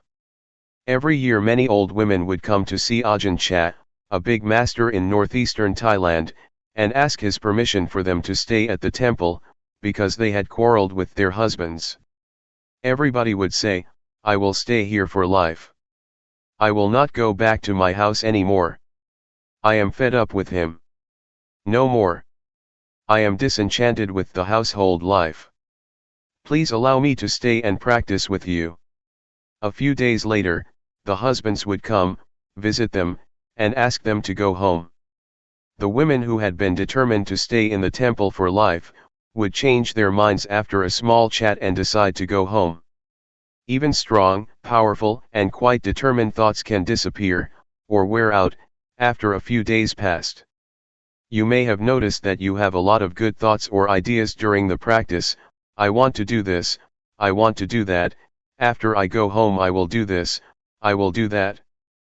But if you do not jump into that thought or idea, and just see it and ignore it, after a few hours or a few days, you will find that that thought becomes weak and is not as interesting anymore. When you have a beautiful or great idea, you need to remind yourself, "It is not sure." This is the third mantra I will give you. Do you remember the first two mantras? Never mind and, that's the way it is. Now, the third one, "It is not sure," or is that so? If you reach some conclusion about someone, like, this guy is very bad, this guy is unfaithful to me, this guy is deceiving me, or this guy is very good, he is very generous, you should say the mantra to yourself, is that so, or that is not sure. If it is a real thought, a real judgment and the right conclusion, it will last. Otherwise, it will waver and weaken. So try to see thoughts as they really are, unstable, uncontrollable, and unreliable. Unless they are born out of wisdom or mindfulness, they are completely unreliable. This is just the first step of insight into the nature of thoughts. During the practice, you may reach this understanding, and later you will see the deeper characteristics of thoughts and emotions. Luangpor repeats many times, they are impermanent. They are unsatisfactory. They are not self. Even happiness, pleasant feelings, or the bliss from meditation, are ultimately unsatisfactory. After you have been absorbed by joy for a while, you will feel that it is not enough. You want more. If you attain the first absorption, in the first few days, you feel very happy. Later, you find that you want more. You want the second absorption. You want more and more, because your level of happiness has increased. You need more happiness to satisfy your new higher standards and expectations. It will never end. But if you are mindful enough, and do not fall into the trap of happiness or pleasant feelings, you will feel content. You will have contentment. You will know what self-contentment, modesty, and moderation mean. Moderation is possible only for those who have mindfulness. Otherwise, you just need more and more, and it will never end. This is about unsatisfactory. The last characteristic is selflessness or no self, which is very important. You may be able to understand this, when you see that the thoughts you have are not really yours. If you are mindful enough, you will see that this is not my thought, this is not my emotion. But without mindfulness, you tend to grasp it, taking it as your own. We are likely to take it to be me, to be mine. This is mine, this belongs to myself. This thought is my thought. If you disagree with my thought, you disagree with me. You take it personally. A lot of problems arise because of such disputes. When your friend disagrees with an idea which you take to be yours, to be yourself, you tend to be angry. Since you feel that he or she is questioning you. But, if you take this idea as just an idea presented by you without attachment to it, it does not matter at all if your friend disagrees with your idea. With your practice, you keep being aware of the thought, you see it come and go, arise and cease, occur and pass away. If you try to grasp or maintain beautiful feelings or pleasant emotions, they will resist your attempt. You will realize that they are uncontrollable and not yours.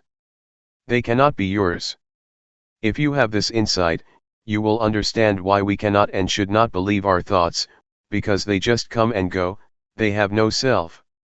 This is what Luangpor tries to instruct you, but you do not need to rush or try to have such insight. If you repeatedly take notice of your thoughts, if you know them and are aware of them, the insight will come by itself. The nature or the characteristic of thoughts and emotions, or all mental states, will be apparent to you. That's why Luangpor says, the truth will reveal itself. Our job is to obtain or sustain awareness. So just stay aware and the process will lead you to the truth. That's all for this morning.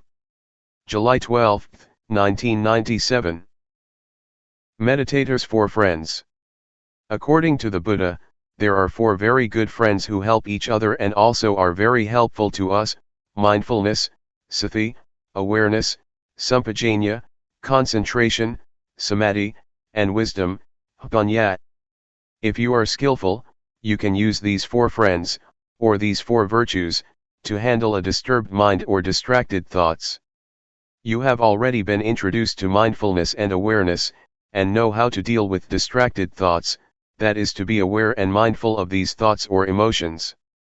Once these thoughts are recognized by our awareness, they just fade away. It is as if you come face to face with a burglar about to steal something from your house. You see him and he becomes frightened and disappears. Or, it is like a dog. Suppose we visit a friend's house, and his dog is barking and going to bite us. If we just call out the name of the dog, it will stop. This is how mindfulness and awareness work together, to keep you from being attacked or hurt by distracted thoughts. Yet, sometimes the burglar is very big and you are very small. You saw him face to face but he just knocked you down. So if the thoughts are very powerful and your mindfulness is still weak, it is not appropriate for your mindfulness to face such powerful thoughts. It is better for you to turn your back on these thoughts. Just ignore them. This will be helpful for beginners. That's why Luangpor suggests that in the beginning stage you just be aware of your body, and do not pay much attention to your thoughts. Ignore all thoughts, feelings, and emotions, and just pay attention to your body. In some situations, concentration may be necessary for us to handle powerful thoughts or emotions. Concentration, in this case, means fixing our mind on something that can turn our attention from distracted thoughts. Normally, object of concentration we prefer is that which is attractive to our mind. For example, if you get angry and want to get rid of the anger, you may find it easy to turn your mind or your attention from anger to music, toys, or whatever gives you pleasure.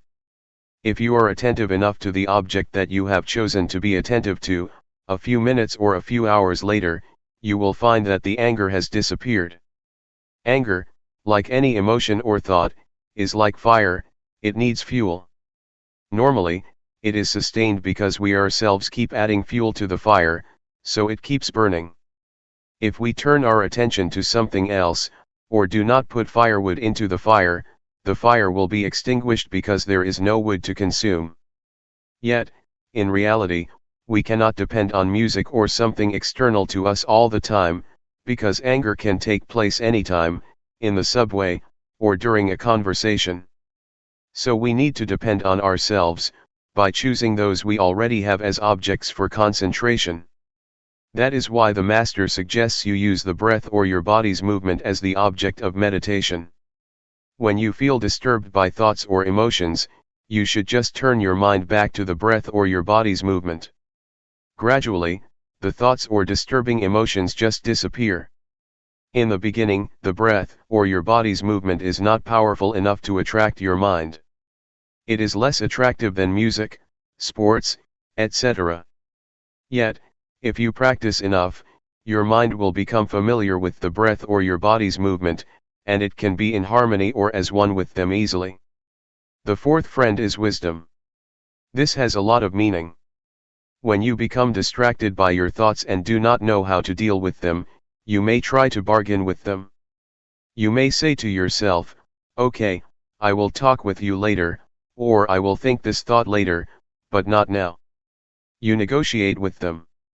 To bargain with the thoughts, saying, "After this retreat I will recall you again, but not now," is a technique you can use to reduce the thoughts. Normally, only the advanced practitioner can use wisdom to handle the thoughts, because it is a method that requires one to come face to face with one's thoughts and emotions. If your mindfulness is not powerful enough, your thoughts or emotions will just trap you, or trick you, persuading you to fall into them. In Thailand, masters have a practice of going into the forest alone. We call it tudong. It means to live as an ascetic in the forest or in the cemetery. A lot of things may happen: fear, the beast, tigers, or elephants can attack the practitioner. Many masters find that the fear or threat from the wild animals is good instrument, good condition, or great situation, to pressure them to develop concentration, because if they turn their attention from the breath to the beast, they will be overwhelmed by fear. Because they are really afraid of the beast, their minds turn inward, developing concentration a lot.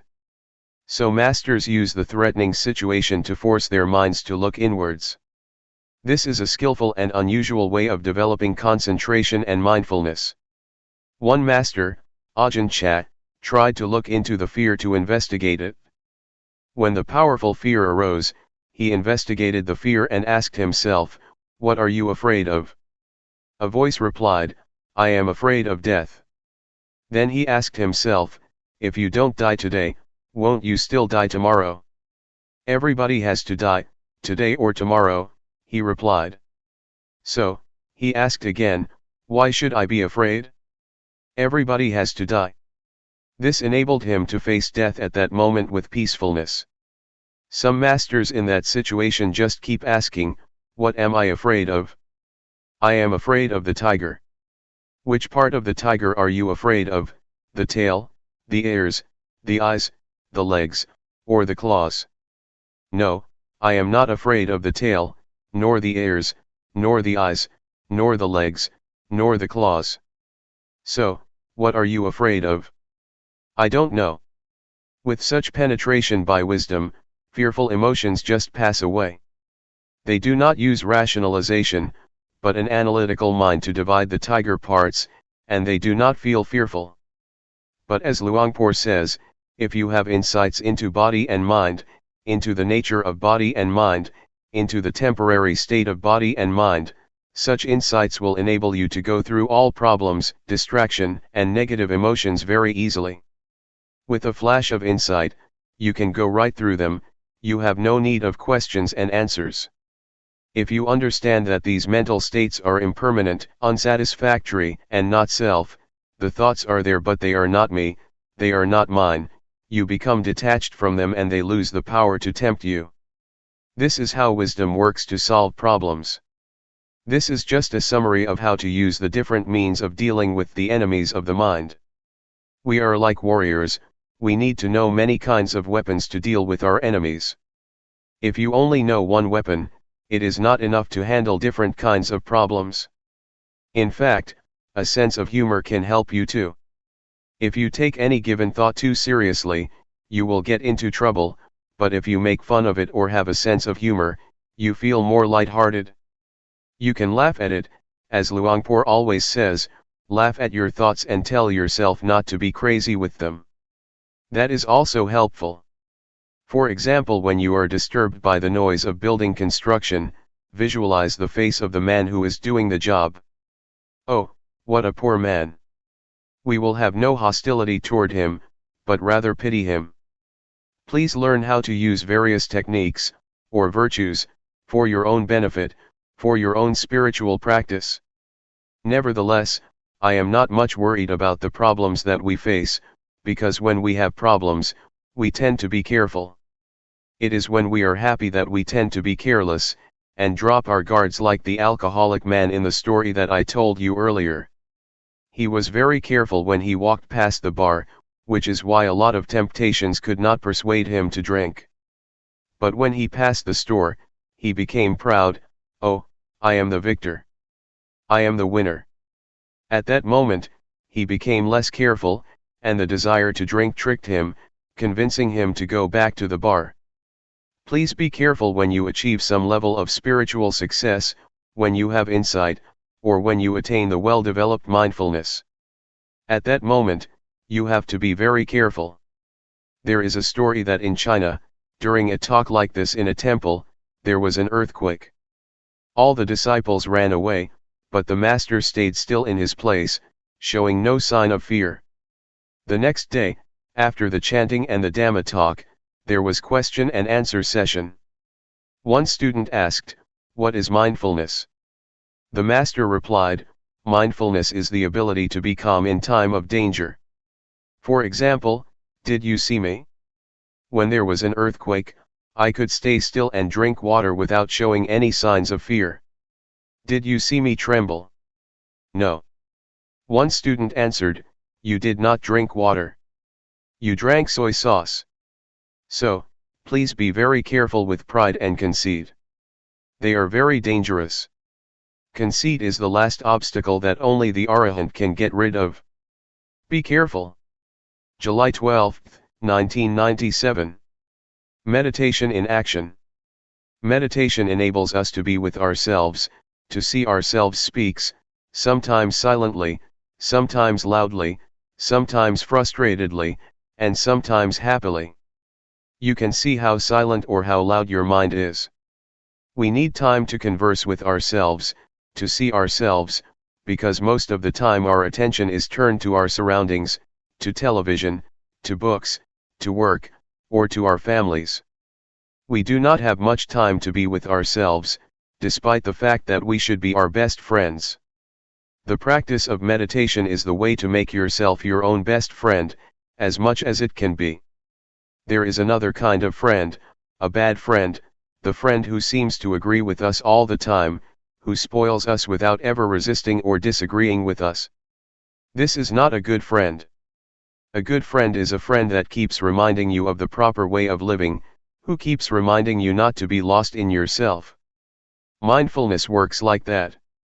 It keeps calling your mind not to be spoiled, not to indulge in your thoughts, be they good thoughts or bad thoughts. Those who have mindfulness will be aware of this. You can observe for yourself how long you have already spoiled your mind. You let it be distracted all the time, you never try to call it back to its proper place. You just follow it, and support it. When your mind gets angry, you follow the anger. When your mind is frustrated, you let it dwell on its frustration. You never recall your mind. Sometimes you may try, but you never have enough strength to call it back. Hey, come back. You are indulging in anger. You are lost in anxiety or suffering. Come back. Now, with mindfulness, you will be able to be a good friend to yourself. You will be able to call your mind back to its proper place, to the present moment, to the present activity. We are not going to spoil our minds anymore. We will be able to turn our attention to the place where it can experience non-suffering, be beyond suffering. You may call it happiness, if you like. But if you have insight, you will know that happiness is also a kind of suffering. Suffering is like the head of the snake, happiness is like the tail of the snake. When you touch the tail of the snake, it does not bite you instantly, but later, the snake will turn around and bite you. That is why we should go beyond happiness and suffering, a state that can be achieved with mindfulness. Now, we are able to be our best friend, a noble friend, Galyanamitta. Galyanamitta means noble friend. It is like this with weeds too. Weeds are undesirable in some respects, but if you arrange them properly and skillfully, they can live peacefully with the flowers, and become part of a beautiful garden. Weeds are not useless all the time, in some situations they are very beneficial. They become herbs or decorative plants in the garden. Learn how to arrange the ugliness or the undesirable qualities in your life properly and skillfully, so they can be transformed from harmful to beneficial properties. Anger can be transformed, anxiety can be transformed, jealousy can be transformed, hatred can be transformed, but these transformations are not possible, if you do not know how to come to terms with them. So this is how we can be our best friend, to not regard ourselves as the enemy. A lot of people hate themselves. They cannot bear themselves because they find a lot of bad things in themselves. That is the kind of relationship that we should avoid, the kind of experience that we should avoid. Use mindfulness or awareness to accept, and use these bad things for both the benefit of your spiritual well-being and your daily life. I would like to encourage you to continue the practice after the retreat, in whatever way you prefer or is suitable to you. As you know, there are two ways of practice, formal and informal. You should combine these two ways of practice. In fact, informal practice is very useful. It is very powerful for us, especially for lay people, but even for monks, because we spend so much time in our lives informally. Just think, in our lifetimes, we spend about 7 years altogether in the bathroom. Incredible, but it is true, 7 years in our bathroom. If you use 7 years for the whole practice, that is wonderful. A retreat of 7 days is small compared to the 7 years in the bathroom. You meditate in the bathroom, whatever you do, whether it be brushing your teeth, taking a bath, urinating, or excreting, can be the act or form for mindfulness. You can breathe with mindfulness when you are on the toilet, or just rub your fingers. You can improve greatly if you are mindful in the bathroom. Do not belittle it. In fact, the time spent in the bathroom is only a small portion of our lives. We spend much more time on the street or in the office. Please integrate mindfulness into your daily life. Take every opportunity for mindfulness, even try to choose something as a sign to recall your mind back, for example, the traffic light when you cross the road. Most people prefer the green light and do not like the red one, right? When we face a red light we are disturbed. We want to go through, we do not want to stop at the crossing. Please regard the red light as the sign to stop your distracted thoughts, or to call your mind back to the breath, or to your hands that are holding the steering wheel. Just rub your fingers or follow your breath mindfully with awareness during the red light. When you hear the telephone ring, do not rush to it suddenly. Wait for a while. For people in primitive countries, for people in villages, it is quite strange that we are so stimulated or sensitive to telephone rings, we just go instinctively. Why are you so reactive to that? You should be mindful of yourself. You should know when to walk to the telephone gracefully. So, let it ring for a few times, then just walk calmly to it, or use it as a sign to call your mind back first. Do not react to it suddenly or hastily. So you can choose many events in the chaos of your daily life as instruments for your mindfulness, be they noises, sights, odors, or sounds. This is how we apply informal practice to our daily life. Nevertheless, I would like to suggest you not forget formal practice either. Spare at least a few minutes of your day every day, for formal practice. Every day, either after you wake up or before you go to bed, spare at least 10 minutes for the formal practice. You can spend half a day every week or 1 week every year for formal training. The 10 minutes in your daily life, or a half day or 1 day in your week, or the 2 weeks in a year, will expand the meditation zone, from 10 minutes to 20 minutes and then to 30 minutes in daily life. By meditation zone, I refer to the state of mind. For example, if you practice 10 minutes in meditation with awareness, the next 10 minutes will be dominated by awareness, despite your having already stood up and given up the formal training. The influence of awareness covers the time beyond the formal practice. If you keep doing this, it will keep expanding from 10 minutes to 20 minutes to 30 minutes. It expands like the radiance of meditation, that keeps expanding if you keep practicing. This is what I call meditation zone in terms of time, in terms of influence, or state of mind. Eventually, people around you will be affected by your mindfulness, by your awareness. This is how you can transform them by your own natural being. Peace can be experienced by the people around you, as can compassion and loving kindness. If you have loving kindness, it will radiate out from you, and people will be affected by it. The same is true of mindfulness. It also radiates and affects the people around you positively. Please, keep reminding yourself to apply the practice to your daily life, in suitable and skillful ways. There is no formula for this, but the point is to take advantage of everything, every moment, every event, every occasion for mindfulness. Even the death of somebody you love, even the harsh words you hear, can be transformed to be positive and beneficial for you and other people.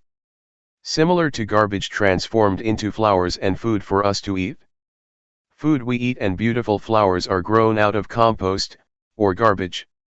Their roots know how to transform garbage or compost into life, into vitality, into beautiful flowers.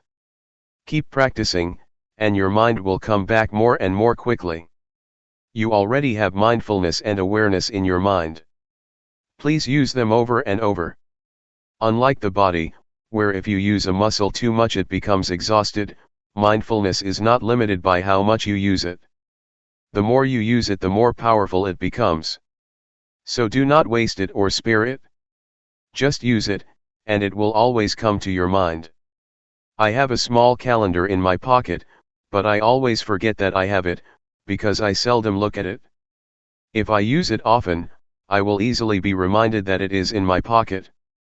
When I need to know the date, I just take it from my pocket. But since I seldom use it, I always forget that I have it there. The same goes for mindfulness, you already have it but you always forget it. The more you use it, the more frequently it comes to your mind. So, please use it as it is, as you already have it. That's all. The good news for you is that this is my last talk for this retreat. July 13, 1997. Spiritual Tips for Meditators. Part 1. By Luangpor Teean. The Path of Mindfulness. Now I am going to teach you the way to meditate. Please relax and feel comfortable, because what I am going to teach you is based on something you already have in your mind. The teaching that I am going to instruct you in is based on something which is real and genuine, the truth. And the truth cannot be deceived. It cannot be deceived by neither the master nor the students. The master cannot deceive the student and the student cannot deceive the master, once either of them has realized or understands the truth. This is a technique that can be understood by everybody. All of us have mind and body. We also have mindfulness. Mindfulness is a quality of mind that we can cultivate and develop, but it is already in our minds. Once we are mindful or once we are awakened to mindfulness, all of us are the same, but if we do not have mindfulness or if we are not mindful, we are different. Meditating, especially developing mindfulness, does not require special time designated specifically for this technique. It can be practiced all the time in our daily lives. It does not demand special time, mainly because mindfulness is already in our minds. It can be developed through our daily activities. If we practice properly, we will feel that our lives are normal. We cannot practice for others but have to practice for ourselves. We cannot learn from others but have to learn from direct experience. We have to learn by realizing the truth in our minds. The meditation cannot be achieved from memorizing texts or reading books. We have to experience the reality in ourselves. For example, when we think, we have to see, observe, and experience the reality of thoughts, how they arise and how they fade away. These can be learned through direct experience, not through reading books or memorizing texts. What I am trying to convey is what I have realized from direct experience, not from analytical thoughts or knowledge of texts.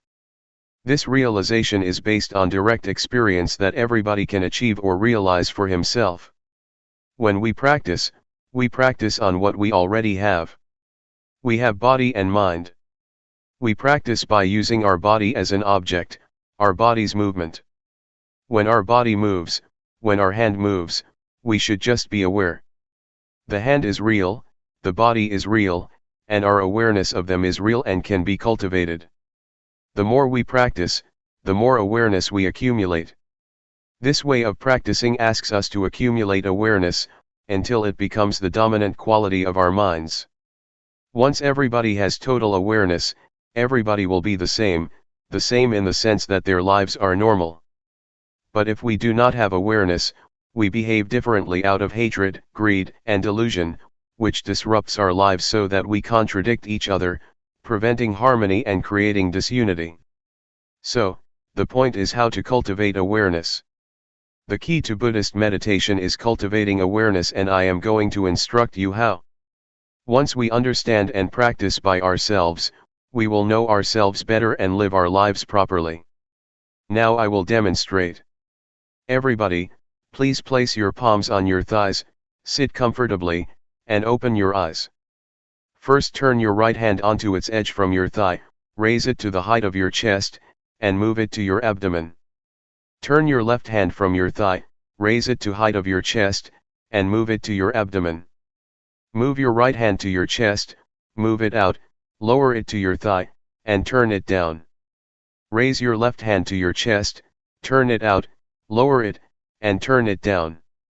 Again. Please try to be aware of every movement, aware, not focused. Feel the sensation of your body. Just make it natural. Just feel it. That is the way to develop awareness naturally. Sometimes thoughts will sneak into our minds, just open yourself up to them but don't follow them. Once we are aware of our thoughts, we return to our body, to the movement of our hands. This method does not encourage one to stop thinking but just to be aware of it. In fact, we cannot stop thinking because it is the nature of our mind to think. We should be open to all kinds of thoughts, but do not follow them or repress them. Just be aware. With awareness, we will be firm and not react to our minds, either positively or negatively. This is the introduction. I would like you to try, to practice, to feel yourselves and see how it affects your mind. When you place your hand on your thigh, do you know where your hand is? Once you know where your hand is, you have already cultivated knowingness, that is to know, to feel where your hand is. And the practice of mindfulness is based on this awareness. When you turn your hand on your thigh, do you know the position of your hand? You know where your hand is, right? Raise your hand. Is it on your thigh? Where is it? Who knows the position of your hand? You or other people?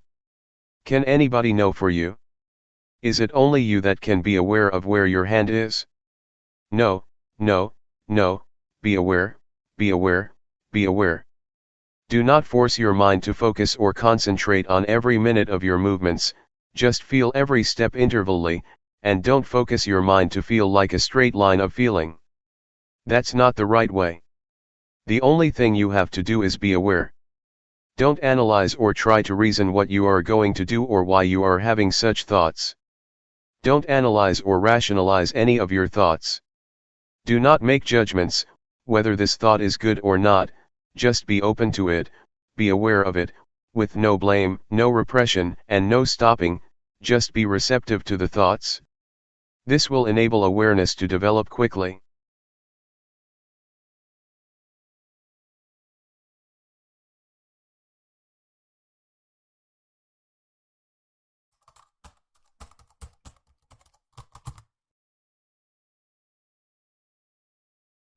May all beings be at ease. Whatever living beings there may be,